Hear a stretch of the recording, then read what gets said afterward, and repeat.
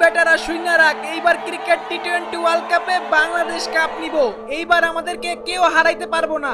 আরে বেটা, তোদের বাংলাদেশ তো আমেরিকার মতো দলের সাথে টানা 2 ম্যাচ হারছো, তোরা আবার কাপ নিবি কেমনে? আমাদের তো মনে হয় তোরা সেকেন্ড রাউন্ডে উঠতে পারবি না। আমরা এইসব ছোটখাটো দলের সাথে তেমন ভালো খেলি না, আমরা বড় বড় দলটা হারাইয়া বিশ্বকাপ নিব।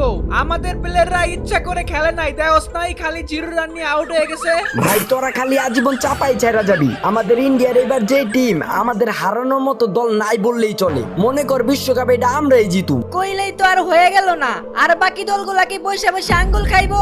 এখানে সবাই কাপ জেতার জন্য আসছে। তোমাদের দলরে আমরা চাইলে হারাইতে পারি, যদি আমাদের প্লেয়াররা ইচ্ছা করে আউট না হয়। ইচ্ছা করে কোনো প্লেয়ার জীবনে আউট হয়ে দেখছো? তোদের দেশের প্লেয়ার বলই চোখে দেখে না, এর জন্য নামে আর আউট হইয়া যায়। ভালো করে শুনে একটা কথা, আমাদের শান্ত লিটন আর সৌম্য যদি ইচ্ছা করে আউট না হয়, তাইলে এইবার বিশ্বকাপ আমাদের কেউ ঠেকাইতে পারবো না।